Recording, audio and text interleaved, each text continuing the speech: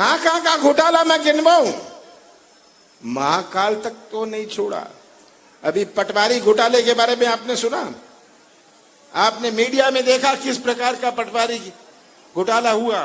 पैसे दो, काम लो। आज सबसे बड़ी चुनौती मैं मानता हूं नौजवानों का भविष्य। यही नौजवान जो मध्य प्रदेश का निर्माण करेंगे भविष्य में।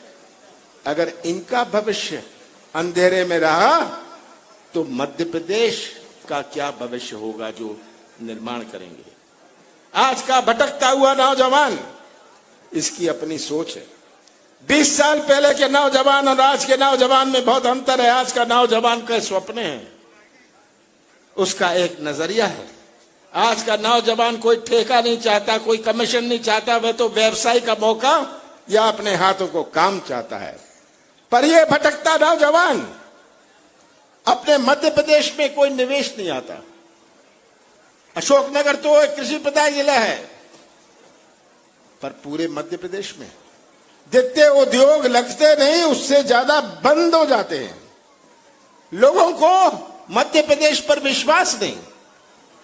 उद्योग कैसे लगेंगे अगर निवेश आएगा? निवेश कैसे आएगा अगर लोगों को प्रदेश पर विश्वास हो? किसी को मध्य प्रदेश पर विश्वास नहीं। जिसको केरल और तमिलनाडु में अपना सामान बेचना है वो पंजाब और हरियाणा में अपना उद्योग लगाता है, मध्य प्रदेश नहीं आता। अब तो पांच प्रदेशों से घिरे हुए हैं। ये हालत है अपने प्रदेश की।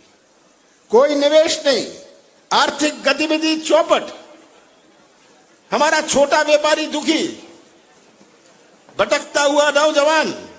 ये आज स्थिति है अपने प्रदेश की। बड़ा चिंता का विषय है। सबसे बड़ी चुनौती मेरे से लोग पूछते हैं, मीडिया वाले पूछते हैं कि सबसे बड़ी चुनौती क्या है। और जैसे मैंने कहा, मैं कहता हूं नौजवानों का भविष्य है। कैसे नौजवानों को मौका मिले।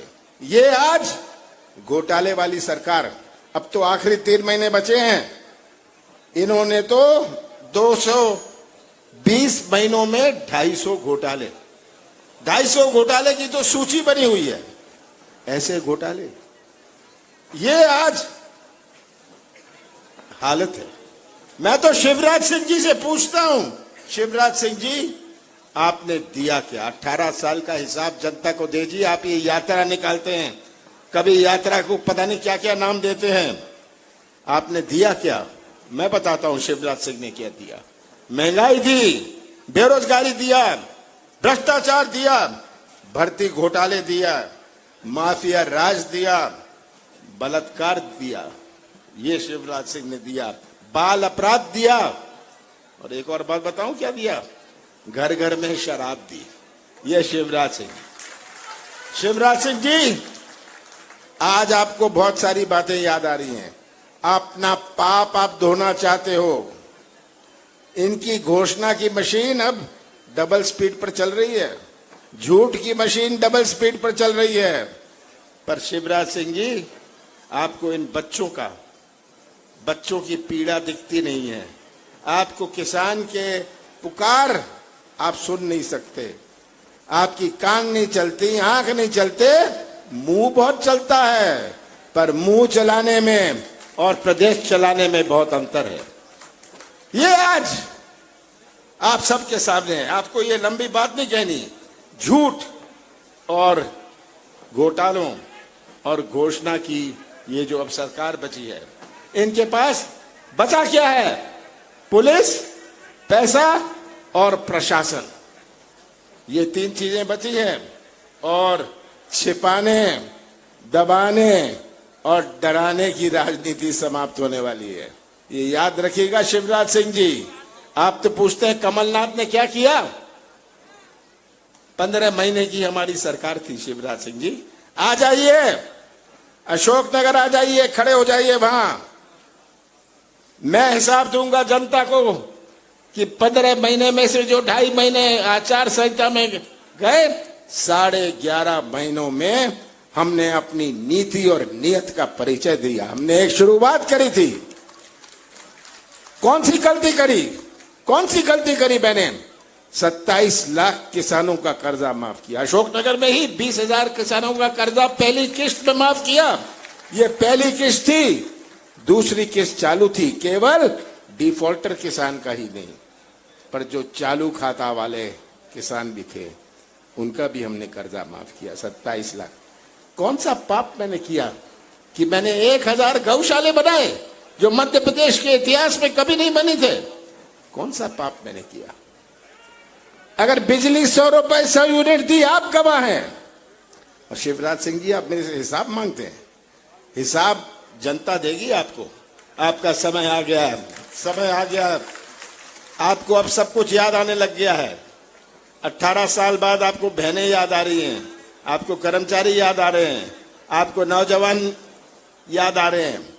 पर यह मत सोचिएगा कि मध्य प्रदेश के मतदाता को आप गुमराह कर पड़ेंगे। एक बात आखिरी में आपसे कहना चाहता हूं, चुनाव आते हैं, चुनाव जाते हैं।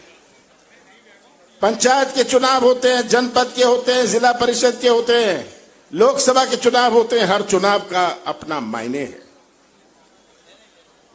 3 महीने में जो चुनाव है, ये चुनाव केवल एक उम्मीदवार या एक पार्टी का नहीं है। नौजवानों, याद रखिएगा, ये चुनाव मध्य प्रदेश के भविष्य को तय करेगा। आप कैसा भविष्य, कैसा मध्य प्रदेश चाहते हैं? नौजवानों का कैसा भविष्य चाहते हैं? ये चुनाव इसको तय करेगा। और मैं तो आपसे यही कहना चाहता हूं, हमने कहा है, हमने वचन दिया है, हमने वचन दिया है कि हम जैसे ही सरकार आती है, हम आपको गैस सिलेंडर 450 रुपए देंगे। हम किसानों के हित में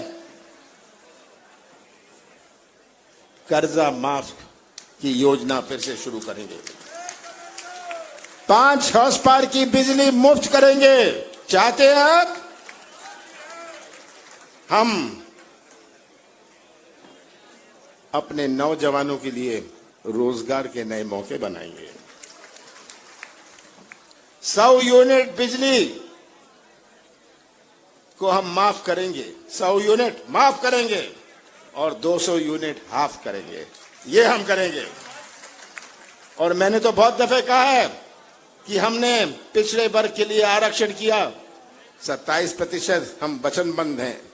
मैं तो कानून लाया था कि 27% हम पिछड़े वर्ग का करेंगे, पर ये कोर्ट गए, इनके ही लोग कोर्ट गए और रुकवा दिया।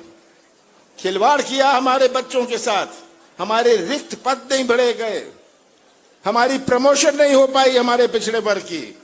और हम अपने कर्मचारियों के लिए पुरानी पेंशन करेंगे। ये सब आज हमारे वचन हैं। अपनी माताओं और बहनों को गैस सिलेंडर की बात करी, हमने कहा हम 1500 रुपए देंगे।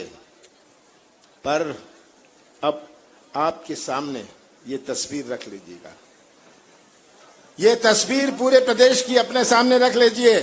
कमलनाथ का साथ मत दीजिएगा, कांग्रेस का सरकार मत